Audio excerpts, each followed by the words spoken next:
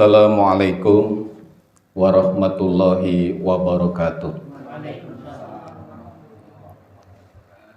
Hamdan wa syukradillah. Salatu wassalamu ala rasulillah wa ala alihi wa man tabi'a hudah wa wala amma ba'd. Bapak Ibu hadirin jamaah pengajian Ahad sore Mushola An-Nur yang insya Allah dirahmati Allah Subhanahu wa Ta'ala. Bersyukur kehadirat Allah Subhanahu wa Ta'ala bisa diringankan untuk melangkahkan kaki kita bersama-sama untuk menjadi orang yang terbaik di mata Allah Subhanahu wa Ta'ala.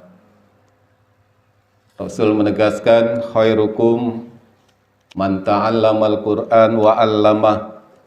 Di sebaik-baik kalian itu adalah orang yang ta'allamal Qur'an, ya belajar Al-Qur'an, wa 'allamah, dan mengajarkannya. Jadi ada yang belajar, ada yang mengajar. Yang belajar mulia, yang mengajarkan juga mulia. Jadi kehadiran kita sama-sama ya dimuliakan Allah Subhanahu wa Ta'ala dan menjadi orang yang terbaik di mata Allah. Kapan kita mau belajar ilmu Al-Qur'an dan juga mau mengajarkan. Karena dalam kehidupan kita itu akhir-akhir ini banyak orang yang mau mengajarkan ilmu Al-Qur'an, tetapi tidak banyak orang yang mau belajar ilmu Al-Qur'an ya. Berbanding berbalik dengan zaman dulu ya. Banyak orang yang mau belajar ilmu Al-Qur'an, tapi ustadznya terbatas ya. Sehingga harus ditempuh dengan jarak berjam-jam dan berkilometer ya. Nah, di Jogja itu belajar bahasa Arab itu naik sepeda bisa 10 kilo lebih ya. Dan itu ya, keinginan kita untuk bisa menuntut ilmu ya, dengan penuh perjuangan ya. Jadi ada pesantren jauh ya, sehingga kita setiap mau belajar harus ya ngayuh sepeda itu kan. Tapi zaman sekarang ini kadang di lingkungan kita di masjid ada belajar Al-Qur'an, tafsir Qur'an, tadabbur Al-Qur'an ya, waktu sudah diatur ya. Ustadznya gratis, dikasih makanan ya. Tapi juga kadang ya orang tidak datang ya. Dan itu adalah tantangan dakwah kita. Maukah kita menjadi orang yang terbaik di mata Allah? Maka seharusnya kita akan memilih antara dua pilihan, apakah belajar atau kita mengajar.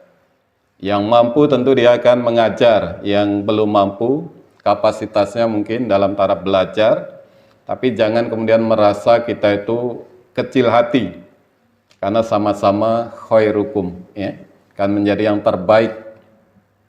Di saat memang sekarang Al-Qur'an itu sudah menjadikan suatu yang mahjuro, banyak ditinggalkan, hijrah ya, hijrah dari Al-Qur'an. Artinya Al-Qur'an itu sudah banyak ditinggalkan ya, tidak diminati lagi. Ada orang yang sudah sekedar belajar, mampu membaca, setelah mampu membaca dia kemudian seolah-olah sudah khatam ya, tidak lagi kemudian mau belajar ya. Padahal ketika kita mampu membaca Al-Qur'an itu, mampukah kita memahami apa yang kita baca itu ya? Jadi kalau kita sholat di belakang imam ya, suara jahar, mampukah setiap bacaan yang imam baca itu kita itu memahami itu ya? Nah, mampukah itu ya? Sebab kalau kita memahami, insya Allah setiap bacaan itu akan mengingatkan kita. Kalau ayat yang dibaca itu tentang perintah-perintah Allah, maka pasti kita akan merenung, sudahkah perintah itu kita laksanakan. Kalau ayat-ayat itu berupa ancaman Allah, larangan-larangan Allah, sudahkah dari ayat-ayat yang dibaca itu kemudian kita berupaya untuk meninggalkan ya.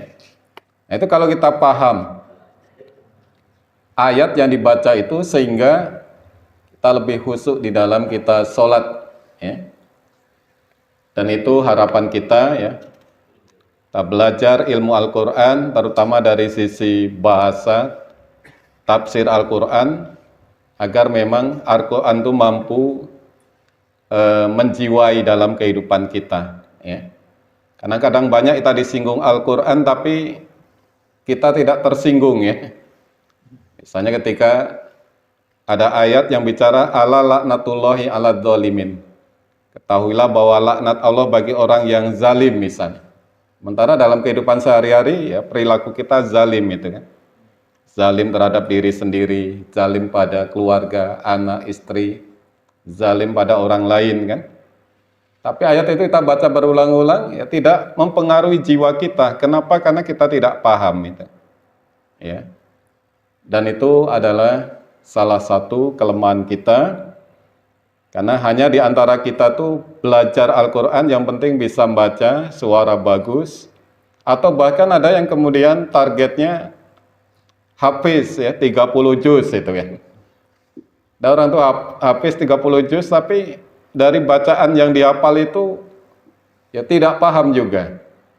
Memang hafiz itu termasuk bagian dari kemuliaan, ya. Kita mempelajari sebagian dari ilmu Al-Quran, ya. Ibarat komputer itu, hafalan itu berupa gudang data, ya.